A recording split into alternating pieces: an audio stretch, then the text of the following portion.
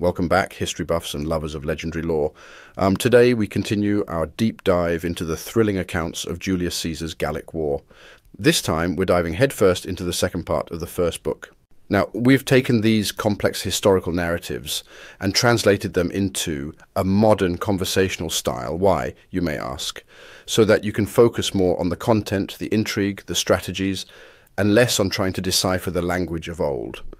Our aim is to make history not just accessible, but truly enjoyable and engaging. If you're joining us for the first time, fear not. You can absolutely follow along, even if you missed the first part. However, we do suggest giving it a listen when you get a chance.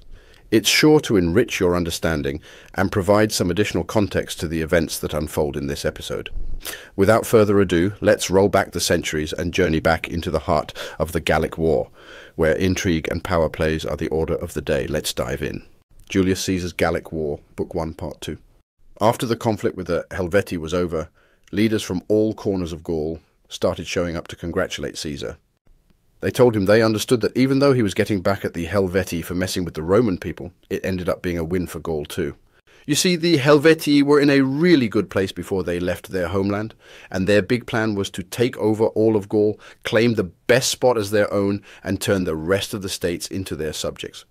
The Gaul leaders wanted Caesar's permission to call a meeting of all Gaul because they had some requests they wanted to make together. Caesar gave them the thumbs up, so they set a date for this big assembly. They even made a pact among themselves that no one would spill the beans on their plans, except for those chosen by the assembly to do so. When the assembly ended, those same state leaders came back to Caesar asking for a private chat about the safety of themselves and Gaul. After getting the green light, they all dropped at Caesar's feet in tears, begging him not to spill what they were about to tell him. They feared torture if anyone found out. Divitiacus from the Aedui tribe did most of the talking.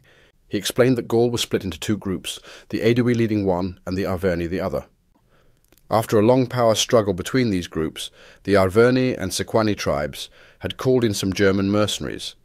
About 15,000 Germans initially crossed the Rhine, but when they saw how great life in Gaul was, they brought more. Now there were about 120,000 of them hanging around. The Aedui had fought the Germans several times and got thrashed. They lost their nobility, their senate, their cavalry, all of it. These losses had weakened the Aedui so much that they'd been forced to give hostages to the Sequani and swear they wouldn't ask for them back, seek help from Rome, or resist Sequani rule. Divitiacus was the only one who refused to swear the oath or give hostages. That's why he fled and sought help from the Roman Senate, since he wasn't bound by oaths or hostages. But it wasn't just the defeated Aedui having a rough time. The victorious Sequani were dealing with Ariovistus, the German king who'd taken over a third of their best land and was about to take another third for 24,000 more Germans that had just arrived.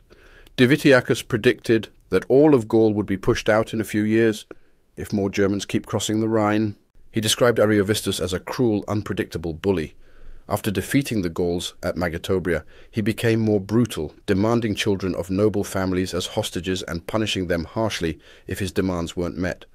The Gauls couldn't take it anymore, and if Caesar and Rome didn't help, they might have to pull a Helvetii, leave their homeland, and look for new places to live far away from the Germans. If Ariovistus got wind of this talk, Divitiacus knew he'd punish the hostages he held. He was sure that Caesar, with his influence, recent victory, and the power of the Roman name, could stop more Germans from crossing the Rhine and protect Gaul from Ariovistus's abuse. As Divitiacus finished his passionate plea, everyone in the room broke out in cries, begging Caesar for help. But Caesar noticed one group, the Sequani, kept their heads down and stayed silent. They didn't join in the others' cries for help, which struck Caesar as odd. He asked them what was up, but they didn't respond. They just kept staring at the floor, obviously upset.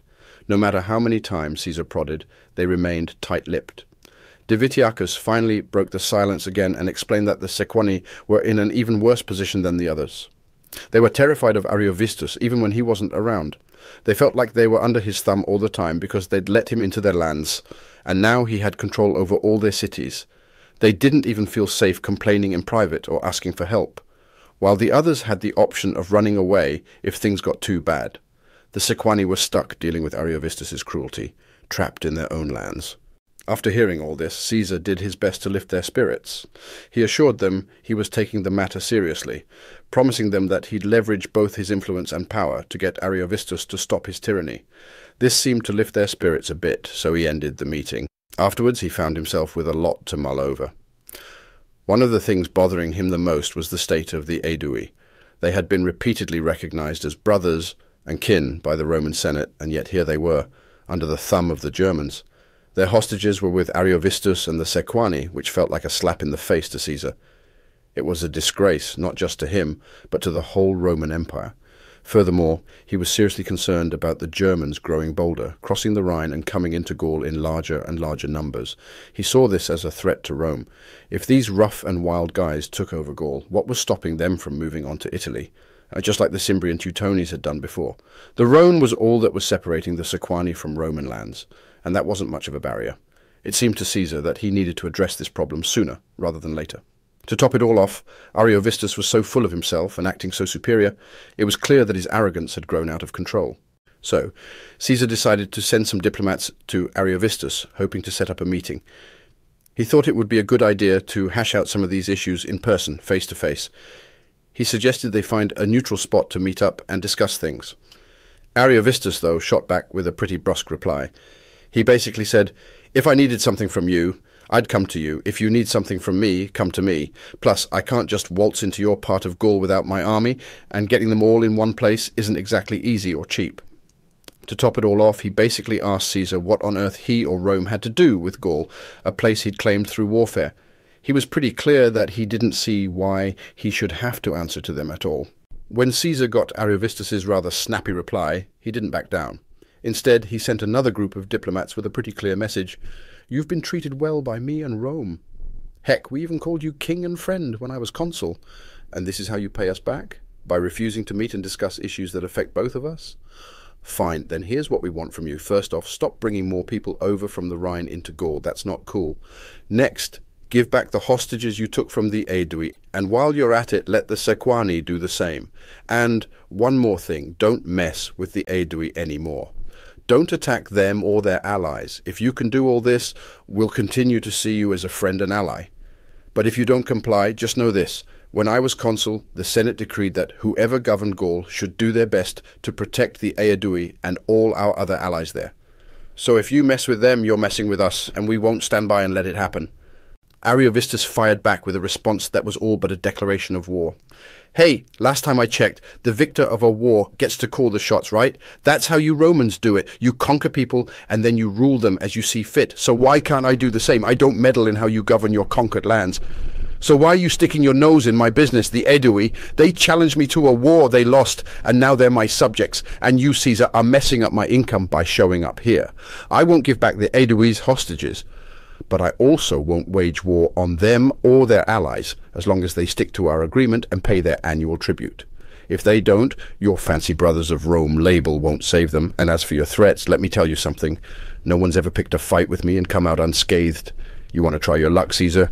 Be my guest. You'll soon find out what invincible German warriors are capable of. We've been training for warfare for 14 years without even a roof over our heads. Just imagine what we can do on the battlefield." Just as Ariovistus's message reached Caesar, representatives from the Aedui and Treviri tribes showed up too. The Aedui were crying foul because the Herudes, a group recently brought into Gaul, were tearing up their lands. They had even tried to buy peace from Ariovistus by offering hostages, but that hadn't worked. The Treviri had their own troubles. They reported that a whopping 100 tribes of Suevi had set up camp by the Rhine and were gearing up to cross it, led by the brothers Nasuas and Symbirius. These updates freaked Caesar out. He realized he needed to act fast. If this fresh batch of Suevi warriors joined forces with Ariovistus's existing troops, things could get a lot tougher. So he quickly rounded up supplies and hit the road toward Ariovistus, pushing his men to march as swiftly as possible. After about 3 days on the road, Caesar got wind that Ariovistus was charging full speed ahead to grab Vesontio, the biggest city of the Sequani. Apparently Ariovistus was already 3 days deep into their territory. Caesar knew he couldn't let that happen. Vesontio was a goldmine for war supplies, and its location made it an awesome place for a prolonged standoff. It was practically an island, nearly encircled by the river Doubs. It felt like the river had been sketched around it with a compass. The remaining part, a sliver of land no more than 600 feet wide, was blocked off by a tall mountain.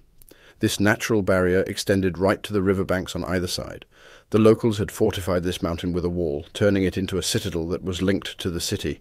Knowing all this, Caesar doubled down, driving his troops to march non-stop day and night. By the time they reached Vesontio, they moved in swiftly, claimed the city and set up a garrison. While Caesar's forces were chilling in Vesontio for a few days, stocking up on food and supplies, some rumours started swirling around. The locals and merchants were telling tales about the Germans, saying they were enormous, incredibly brave, and that their skills in battle were off the charts. They even said that just looking at them with their fierce eyes was enough to send shivers down your spine. Before you know it, the entire army was engulfed in a wave of panic that seriously messed with their heads. The freakout started with the tribunes, prefects, and others who had come along for the ride out of loyalty to Caesar. These guys weren't seasoned soldiers and didn't know how to handle the fear. They started making excuses about why they needed to leave, asking Caesar's permission to head out. Some, too ashamed to leave, stuck around but couldn't hide their fear, barely holding back their tears. They holed up in their tents, bemoaning their fate or worrying about the dangers facing everyone. It was like a contagion of dread. Before long, everyone was sealing their wills. The fear was so palpable, it even started messing with the heads of the more experienced soldiers, the centurions, and the cavalry leaders. Some, trying to look less scared, said they weren't afraid of the enemy. They were just worried about the logistics, the narrow roads and dense forests that lay between them and Ariovistus, or the potential difficulty of getting supplies. Some even told Caesar straight up, if he ordered the troops to move out and march, they wouldn't obey because they were too freaked out. When Caesar saw what was going on, he called a meeting with the centurions of all the companies and chewed them out big time. He blasted them for thinking it was their place to second-guess where they were headed, or why. He reminded them that Ariovistus had been eager to make nice with Rome when Caesar was consul. Why would he suddenly flip and go rogue? Caesar believed that once Ariovistus heard his reasonable demands, he'd play ball. And if he didn't, if he let his anger cloud his judgment and attacked, what exactly were they all so scared of? Caesar reminded them of their own strength and his commitment to their cause. The Roman army had already proven its mettle against the Germans. The legendary victory of Caius Marius over the Cimbri and Teutones was still in living memory. They'd even dealt with an uprising of slaves back in Italy, who were tougher because they'd learned from the Romans themselves. The point was clear. The Romans had faced this enemy before and won. The same Germans had been bested by the Helvetii several times. So if the Helvetii couldn't stand up to the Roman legions, what did they have to worry about? If anyone was freaking out because the Gauls had lost to the Germans, they needed to check their facts. The Gauls had been worn down by a lengthy war, and Ariovistus, after laying low for months, had swooped in and caught them off guard. He'd won through tricks and timing, not brute force. That kind of trickery might work on the Gauls, but they weren't going to catch the Roman army napping. Caesar wasn't buying the excuses about supply issues and tight roads either. He told them to back off and let him do his job. They had local tribes providing food, and they could see for themselves that the road conditions weren't an issue. As for the soldiers refusing to follow orders out of fear, Caesar wasn't sweating it. He knew that soldiers only disobey when there's bad leadership or shady dealings going on. His track record was clean, and he'd shown his leadership in the recent war with the Helvetii. He decided to call their bluff. He told them he'd move out at the break of dawn the next day. They could choose to follow him out of duty and honour, or cower in fear. But he wasn't going alone. If he had to, he'd march with just the 10th Legion, his favourites. He knew he could count on them. They'd be his personal bodyguard if it came to that. This was a group that Caesar trusted and had always held in high regard. After Caesar's speech, the atmosphere completely flipped. Suddenly, everyone was pumped and ready to go to war. The 10th Legion was the first to step up. They thanked him through their tribunes for his vote of confidence and assured him they were up for the fight. The other legions also tried to make things right. Through their tribunes and senior centurions, they reassured Caesar that they'd never questioned or doubted him. They understood the war was his to lead, not theirs. Caesar accepted their apologies. He had Divitiacus scope out the route, as he trusted him more than anyone else. Divitiacus reported that there was a longer but safer route that would add about 50 miles to their journey. With that info, Caesar set out before dawn, just like he'd promised. He pushed the army hard, not stopping for 7 days straight. By then, scouts reported that they were only about 24 miles away from Ariovistus's forces. When Ariovistus got wind of Caesar's arrival, he changed his tune. He sent messengers to Caesar proposing that face-to-face meeting he'd earlier blown off. Now that Caesar was closer, Ariovistus felt safer about the idea. Caesar didn't push back on the suggestion. He was glad Ariovistus was acting more reasonable, offering up something he'd earlier refused. Caesar hoped that reminding him of the good relations he had with Rome would convince Ariovistus to chill out once he knew what Caesar wanted. They decided to meet 5 days later. While they were sorting out the details, Ariovistus made a peculiar demand. Caesar should only bring cavalry to the meeting, no foot soldiers. He claimed he was worried about being trapped by some sort of trick. If they were going to meet, it would only be on horseback.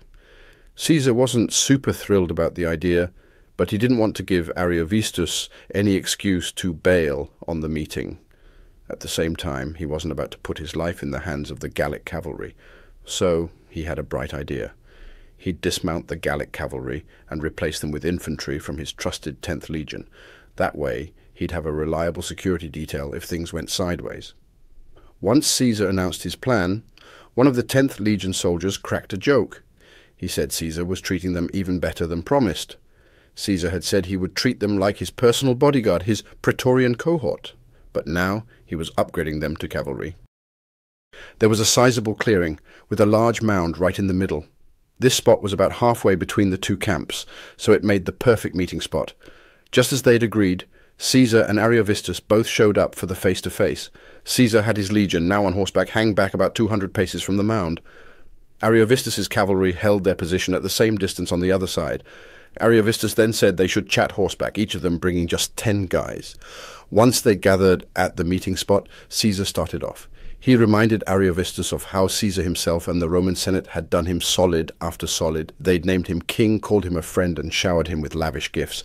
These were honors that were rarely given, and typically only for some big personal service. Yet Ariovistus got them without any introductions or real justifications, just thanks to the generosity of Caesar and the Senate. Caesar also explained how the Romans and the Aedui went way back, and had really good reasons for their bond. He brought up how the Roman Senate had always supported the Aedui with repeated decrees in their favour. The Aedui had always been the top dogs in Gaul, even before they'd buddied up with Rome. Caesar said that Rome didn't just want its allies to keep what they had, but also to gain more in power, dignity, and respect. So who could stand it if someone tried to rip away what they had when they became Rome's friends? Caesar then laid out his conditions, the same ones he'd sent with his messengers. Ariovistus had to promise not to wage war against the Aedui or their friends. He had to give back the hostages he'd taken, and if he couldn't send the Germans back to their side of the Rhine, he at least had to make sure no more Germans crossed the river. Ariovistus didn't spend much time responding to Caesar's demands, but went on and on about his own virtues. He made it clear that he didn't cross the Rhine just because he felt like it. He'd been invited and called over by the Gauls themselves. He hadn't left his home and family for nothing. He'd expected big things and big rewards. The Gauls had offered him places to settle. They'd willingly given him hostages, and he was taking war tributes like any conqueror does from the conquered. He emphasized that he hadn't started the fight with the Gauls. It was the Gauls who started the fight with him. Every state in Gaul came to attack him, setting up camp against him, and he'd wiped the floor with them in a single battle. If they wanted another round, he was ready, but if they wanted peace, they had to keep paying the tribute they had voluntarily been paying until now. He thought that the friendship of the Romans would be a badge of honor and protection for him, not a problem.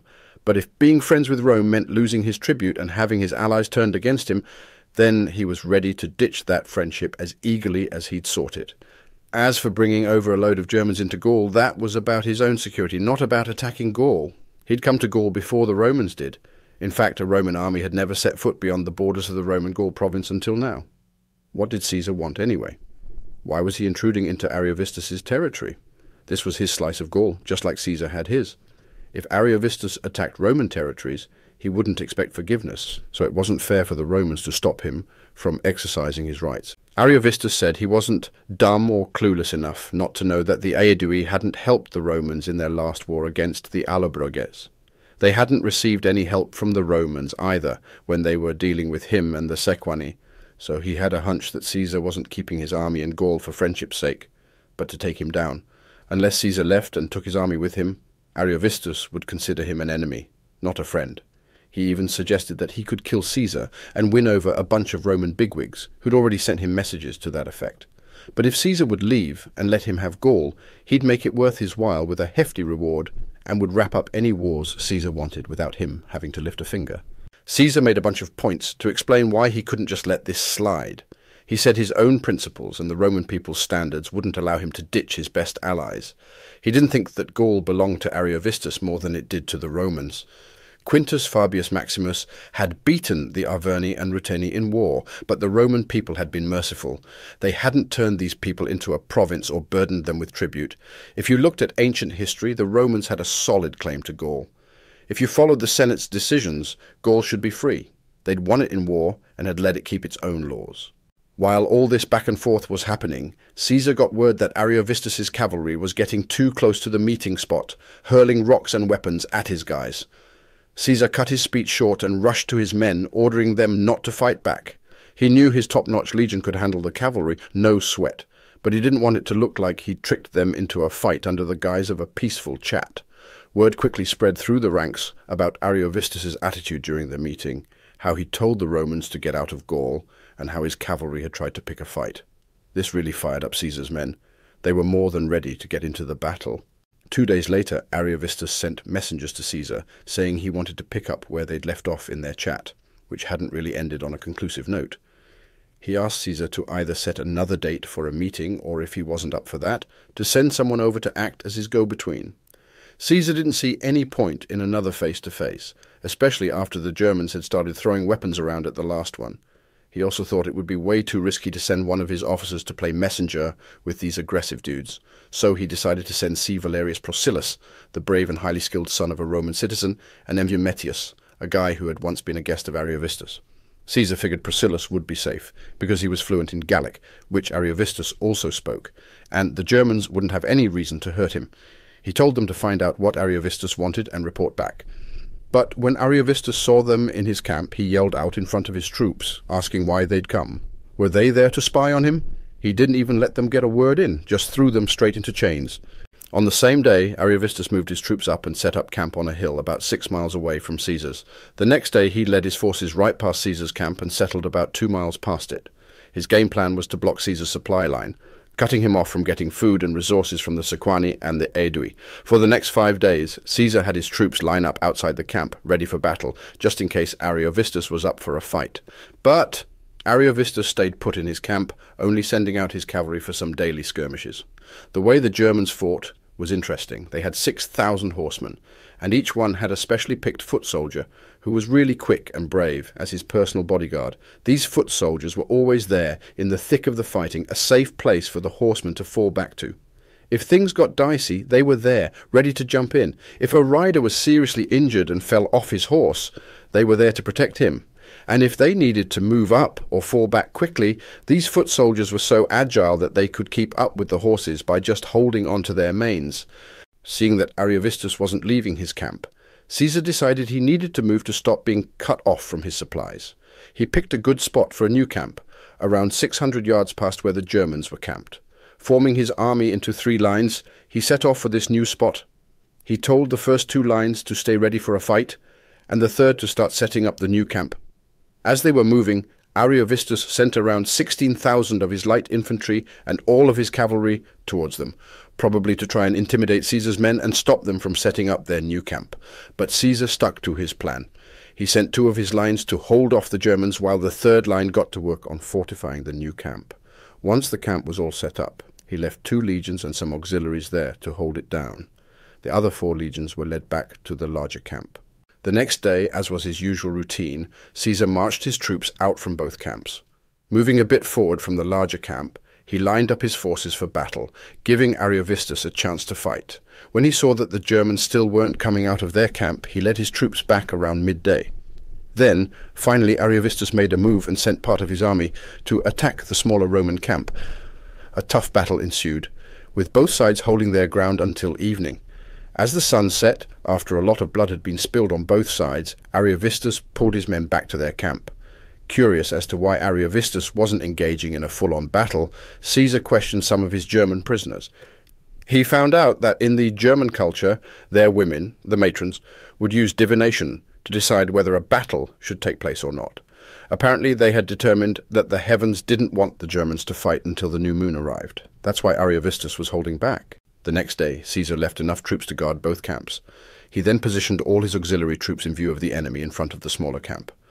Given the sheer number of the enemy forces, he wanted to make his own look larger by including these extra troops. He then led his main army, organized in 3 lines towards the enemy camp. Finally, the Germans had to react. They deployed their forces, each tribe separately and spaced equally. The Harudes, Marcomanni, Tribocci, Vandiones, Nemetes, Sedusii, and Suevi.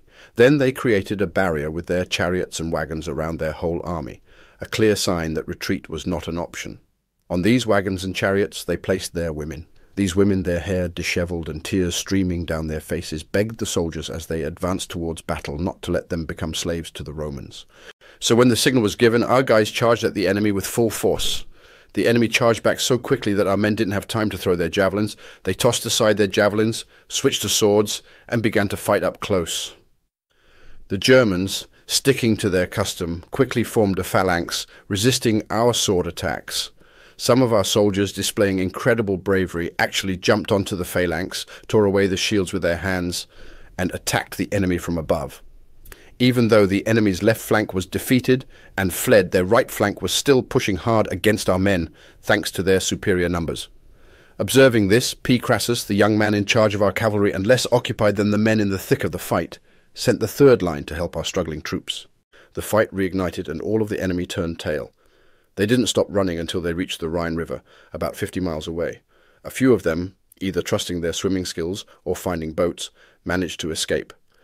Ariovistus was among these, stumbling upon a small boat moored at the riverbank and using it to get away. Our cavalry hunted down and killed the rest. Ariovistus had 2 wives, one from Suevia, his homeland, and the other from Noricum, the sister of King Vochion, whom he'd married while in Gaul. Both of them didn't make it out of the retreat. Of their 2 daughters, one was killed and the other captured. In the chaos, C. Valerius Procillus, who was being dragged around by his captors, chained up, fell into Caesar's hands while he was chasing the fleeing enemy with his cavalry. This was a huge relief to Caesar and as gratifying as the victory itself. He was thrilled to see a top-tier guy from Gaul, a close friend, snatched away from the enemy and returned to him unscathed. Procillus mentioned that his captors had cast lots 3 times to decide if they should immediately burn him alive or keep him for later. Each time, he lucked out. Mimetius was also found and brought back to Caesar. News of the battle reached beyond the Rhine, sending the Suevi, who had made it to the riverbanks, scrambling back home. The Ubii, the closest tribe to the Rhine, chased after them, killing many in their frightened state. Having wrapped up 2 significant wars in one campaign, Caesar moved his troops to their winter quarters among the Sequani earlier than usual. He put Labienus in charge of the winter camp and headed off to Hither Gaul himself to preside over the court sessions. And with that, we're closing the book on the second part of Julius Caesar's account from the Gallic War's first book. We've walked the razor's edge of historic battles, strategic maneuvers, and have witnessed the shifting tides of power in an era that has shaped the world we live in today. When we come back, we'll continue unwinding the threads of Caesar's exploits, the intricate mesh of alliances and rivalries, and the thrilling theatre of the ancient world. For those of you who've been enjoying this journey with us, we would love for you to continue to be a part of our vibrant community of history enthusiasts. Your support and curiosity fuel us to continue exploring and understanding our past in this unique way. If you have any insights, thoughts, or queries, feel free to share them in the comments below.